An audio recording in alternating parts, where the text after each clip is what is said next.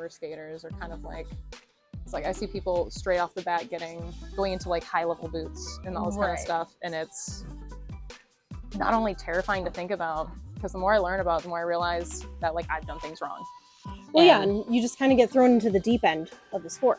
Yeah. Just because you're older and you're an adult. Oh yeah. And a lot of times with coaches, they start off when they're little, and they're kind of put into boots and blades, and that's what they've always had. Yeah. And then they go to shows or they go right into coaching, and they don't have the experience with other types of boots, blades, what other people might need for their feet. Right.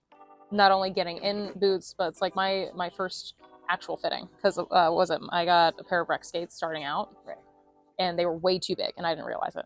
Yes. Like I was a size and a half too big. Yep. Went by shoe size? I didn't go by shoe size, went smaller than my shoe size. Turns out I was in a shoe size 2 sizes too big. Something I learned. Just changing your life. Oh my, yeah, it changed my entire life. But when I first got fitted, we didn't account for circulation and swelling and width and everything. So even though I was fitted for what was measured, it didn't fully line up. Right. And everyone has different length toes even. Yeah. So you could just have shorter toes, so the rest of your foot lines up with a larger size, but it looks like you should be in a smaller size, even though that's not proper for your whole foot. As far as the strength of the boot, it really depends more on your height, your power, your weight. That's what determines what boot you're in, not necessarily what you're working on. Oh yeah. The blade is more your ability, what you're working on. Yes, which is why I'm sticking with the blades I have now. Yeah. And that's a nice kind of hybrid blade too. Oh yeah. When you're trying to match up, let's say someone new coming straight in asking about what should I go into, what am I being fit into, what are some of the things you ask starting out? Well, like I asked you, have you done any other sports? Because that definitely changes the amount of power that you put into a boot. So if you were a champion level in something else, you're automatically going to need a high level boot, just because you're going to put so much more force and pressure on it and break it down really fast. If you haven't really done as much, then you can go a little bit more gradual. And a lot of adults also don't want to spend a lot of money too. So you have your options where the blade comes attached and all of that, but you also have the realistic expectation that they might not last a whole year. Yeah. So, you know, I'll still accommodate that, but I like to let you know ahead of time what your timing is going to be too. So given that your debuts lasted a year, you could probably get a couple of years out of these. Lasted 4 months, but I just well, then never mind. Yeah, they so we'll get a year out of these bare minimum, and then tongue broke down 3 months in. The heel started creasing, I think like 6 months, and then I've been taping it ever since. Like I can even show you. I had this weird, like, you know how people do like the kinetic tape on their knees and stuff. That was like my whole boot. And then I lifted up my skate one time, like, what the hell did you do? Like, my skate. So this is my right foot. So this is my landing foot. So not only, oh, she does the same thing I do. Like I took videos briefly for Instagram to kind of show. So not only was it bending here, which can cause ankle damage, but this entire thing is broken on the spine. So that kind of damages that. The tongue was bent down. So the difference is you'll see there's a very minimal bend. So there's a big difference between the two. And not only that, the tongue is stiffer, especially up here where the ankle is, and it just gives me bend where I need to have the bend.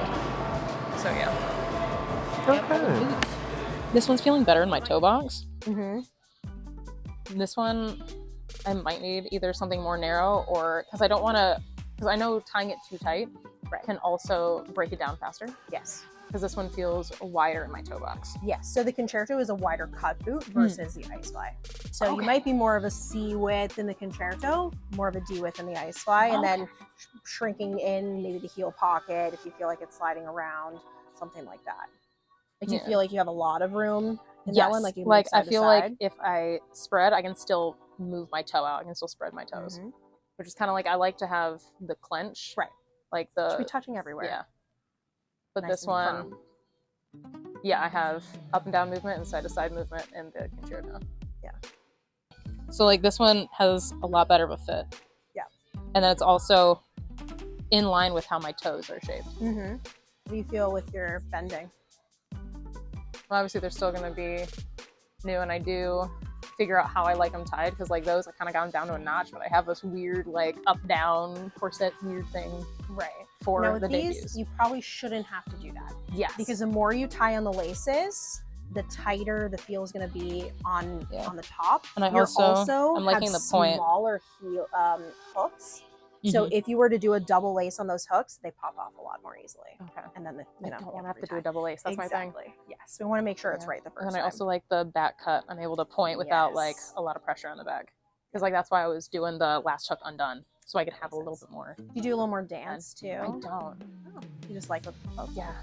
But yeah, I'm definitely leaning more towards the flies right now. Okay.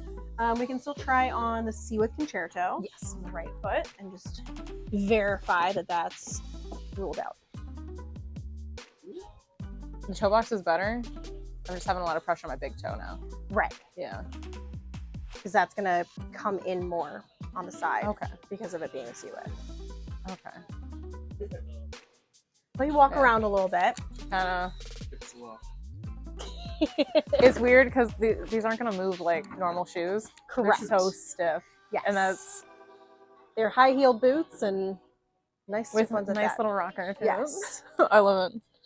Yeah. Because if it was just like the top of my toe, that'd be different, but it's also pushing it on the bone. Exactly. So, okay.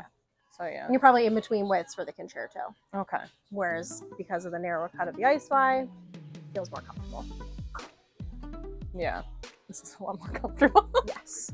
Okay, so let's put the ice fly on that one, and then I'll have you kind of jump around a little bit, see if anything bothers you, if your heels move, anything like that. And I know you'd asked about kind of over booting and things like that too. So Edea says that they cannot be over booted.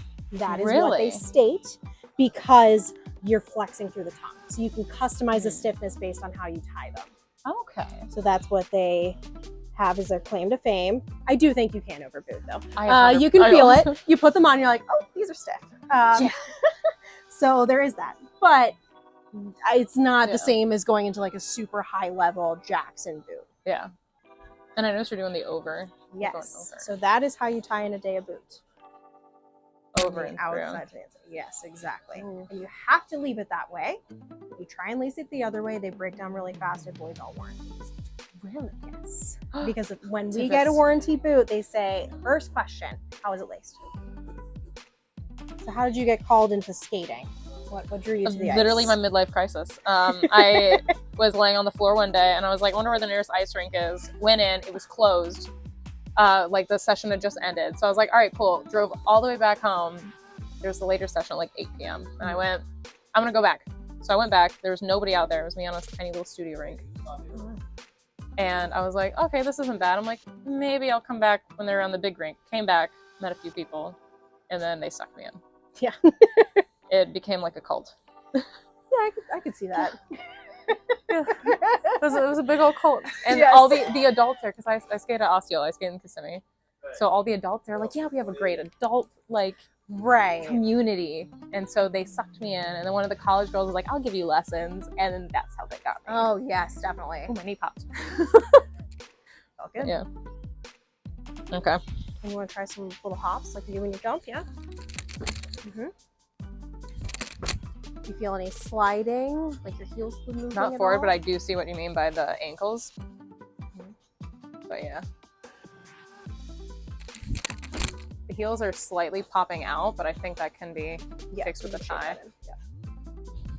But yeah, other than that, these feel good. And I was also hearing that Edeas have an easier break-in process. Right. It's a lot more memory foam on the inside, so it definitely feels comfortable right out of the bat. If you had any issues with, say, your shins hurting or anything like that, we could do a gel sleeve. Oh yeah, I have the little bunga. The bungas, exactly. Oh yeah. And it just kind of absorbs that pressure, so you can actually push into the boot without discomfort. Exciting. Yeah. That's nice. Yep. Usually to protect these, we recommend either boot covers. Yeah. Or white electrical tape. Yes. You don't even have to get skate tape, like just white electrical tape. Oh yeah. Definitely on your lunge lines and then over the top because you are going to kick 100%. yourself so many times jumping. Oh yeah.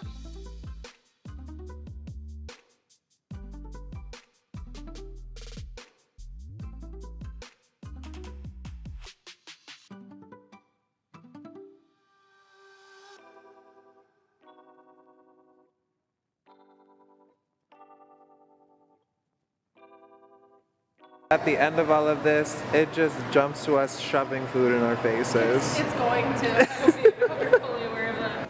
Get everything onto here.